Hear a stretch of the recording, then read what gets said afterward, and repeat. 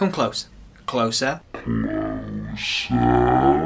Today, we're going to be learning about hip actions. We're told as dancers that using hip actions in the dancing is very important, yet it can sometimes feel weird talking about them, especially so in a lesson environment. Just like when you play fetch with a dog and it brings you back a ball or a stick, maybe that's a millennia-long trait that's been trained into them, as maybe people train dogs to fetch firewood sticks to burn. In any case, you can't tell that to a stranger that is sat next to you in a coffee place, because that would make you weird. No one would think about that, but you are now. Anyway, what are hip actions? And more importantly, how do you use them? Let's find out.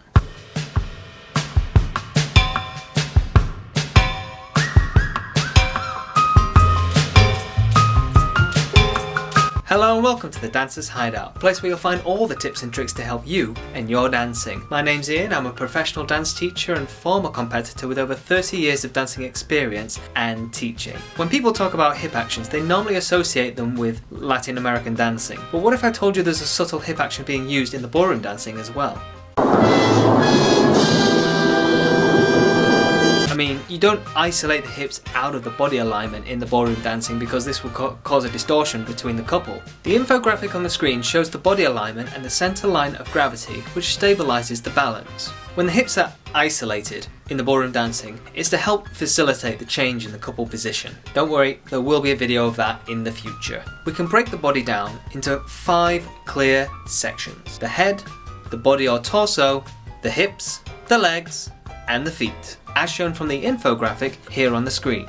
Each section of the body outlined here in the infographic is responsible for a different job. Hip actions which happen in the ballroom dancing happen because of coordinated movement and because of swing principles and balancing actions which result in the swing of the hips to be produced. Hip actions are more commonly experienced in Latin American dancing, and that's where we'll be putting our focus in today, as they're a big feature which help exemplify correct technique and balance, as well as insinuating Latin American characteristics. Oh my! The infographic shown on the screen here highlights that the hip section of the body, the Latin dancing, helps to create actions and facilitate movement. In his book, Dance Addiction, Wally Olney has a section in the book that is specific to cha-cha and where he features Graham Oswick, where he talks about hip actions. Here he says, the hip action is another often discussed topic. At the low level, a dancer is told, move your hips. At a higher level, it should be remembered that activity in the hips is caused by the bending and straightening of the legs, combined with controlled downward release of body weight. This helps put something clear into place. If we're to create hip actions, then they must happen in conjunction with our body weight and our steps, insofar as the fact that you can't actually take a step without moving your body weight anyway, unless you're a ghost of some description, in which case you've got bigger problems. There are 4 types of ways in which we can move the hips in Latin American dancing, and this is where we'll be putting our focus in the video today. Let's look at a few different ways in which we can do this. As you can see here, we can move our hips from side to side, we can rotate them, we can pull them diagonally, as you can see here, and we can use what we call a tilt and release action. You can pause the video here to have a go at those actions for yourself if you like. A few moments later. The most common of all these types of hip actions that's felt when you're dancing is the action through rotation. This is one of the main ones that we feel when we're dancing the Latin, which is stereotypically taught as a figure of 8 movement, which you can see on the screen here in practically every dance school. Not academic schools, mind you, because the school boards are yet to pass that subject in hip rotation as part of the curriculum.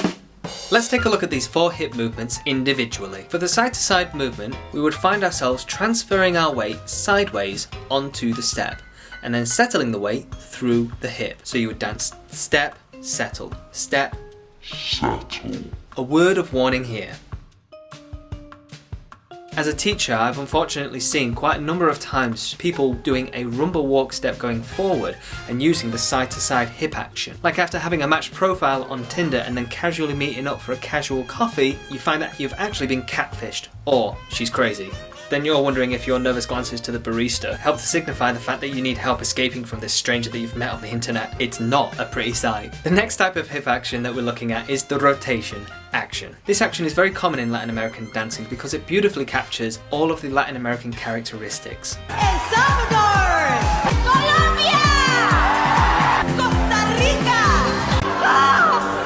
The action involved here includes the fact that the hips can only rotate 1/8 to either the left or to the right. Any more and it will distort the body or the posture. Because of that, you'll actually find yourself using this type of hip action more often than any other type of hip movement. Just like that bottle of ketchup that sits next to the questionable jar of Dijon mustard in the cupboard. Look, you know you should use that jar of mustard, but how long's it been there? Is it actually still in date? You know you should check it, or maybe at least throw it out, but now you can't remember if that was actually there before you moved in. And now you realise you've been stood here thinking about Dijon mustard for more time than you actually cared about. So what I'm trying to say is, ketchup, hip actions are like the ketchup of the Latin American technique world. And I also have an out-of-date jar of mustard in the cupboard. Anyway, let's spend a bit of time going through this movement, as it's quite important. Hip rotations happen when you are transferring your body weight either onto a sideways steps or onto a backward step. You can also use them as you take forward steps as well, but because this requires a bit of additional detail, let's consider this application an advanced form of the movement. Instead, let's take a look at an exercise which can help us better understand the hip rotation in general. Here, as you can see, I'm stood with my weight 50-50 and the hips in a neutral position. If I pull my right hip backwards, this will produce a -1 rotation on the right side of my hips. By releasing this rotation, my hips will return back to 0 or neutral position. If I then pull my left hip backward, then I will have produced a -1 rotation on the left side of my hips. And once again, by releasing this position, I return back to 0 or neutral position. So essentially, I can go -1, 0, -1, 0. An important note here would be the fact that you will always come back to 0 position. However, just for purposes of explanation, let's also go through the positive rotation as well. If I rotate my right hip forwards, this would be a +1 rotation on my right hip. By releasing this position, I return back to 0 or neutral position. I can then repeat the same action on the left side and once again release this position back to neutral position or 0. Technically speaking, the +1 rotation that we feel on maybe the left side is also the same rotation that is felt on the -1 rotation on the right side. They are technically The same thing. and vice versa, but in reality this is not the case, because the side which is doing the rotation also has to have the weight transferred onto that step. So if I'm pulling my right hip backwards, for instance, into a -1 rotation, I need to be stepping on that right foot. And so just like on the first day of me meeting my girlfriend and her doubting my ability to backstroke in the Irish Sea whilst wearing a mankini, let me show you. If I dance a backward basic movement in rumba, as shown here with my right foot, my hips will start from 0 position and use a -1 rotation on the right hip as I transfer my weight backwards. If I did the same backward basic movement and used a +1 rotation on the left side instead, then you can see how this distorts the body and movement as a whole. You can see It's causing a problem.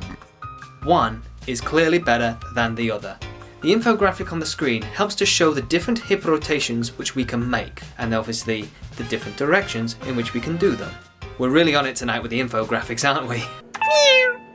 I'm learning. Hip movements which are pulled diagonally backwards are similar to hip rotation movements that we've just been talking about a moment ago. However, the diagonal ones are used when we're taking forward steps, such as in a rumba or a cha-cha when we're doing those types of forward walk actions. The hip rotation that happens in this case happens because there is no weight on the back foot, and so it allows the dancer to be able to pull the back hip backwards like this to create that torsion, which is where that diagonal line can be seen. Here's that hip movement shown from both the right and the left sides in the commencing position for rumba or cha-cha walks forward. Note the negative diagonal pull backwards made by the hips to create this movement either as a -1 on the right hip or a -1 on the left hip. The final type of hip movement that we can go through is what I call a tilt and a release action, jam donut guys, which is used to create an initiation of movement and rhythm in samba, and it's also used to create some shaping in paso doble.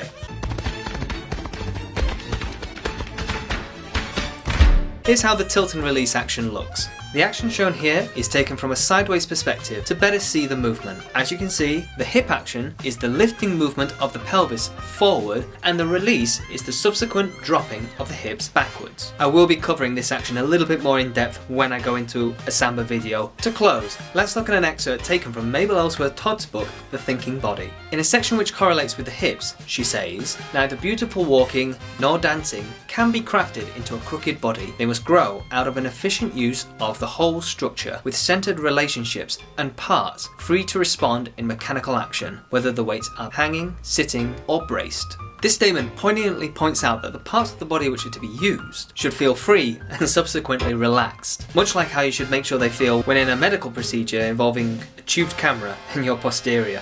Hold up, wait a minute, something ain't right. It's just not possible to show the correct dancing steps or actions with the body being tense, or if the actions are forced, whether that's by an initial action from ourselves or if by some sort of reaction that we might be accidentally creating because we're moving ourselves incorrectly. In this section of the book, Maybel Todd is referring to balancing forces and essentially walking, but I feel that the idea that she puts forward here can easily be reworked into the hip actions that we've been talking about during the course of today's video, which ultimately help provide a bit more clarity. She later continues by saying, "Force and direction of movement must be initiated at the hip joint in response to change of head balance, with a follow-through in shoulders, spine, and pelvis. This is how coordinated movement is attained. Free, easy movement of the hip joints and of the legs is maintained by keeping the muscles of the pelvis active. This is necessary as the whole structure serves as a shock absorber." You see, the subtle use of hip actions linked with the corresponding steps that you make results in a series of movements which are both stylistic and that are technically correct, which unfortunately, if you happen to catch Neil Jones on Strictly Come Dancing, just isn't always the case.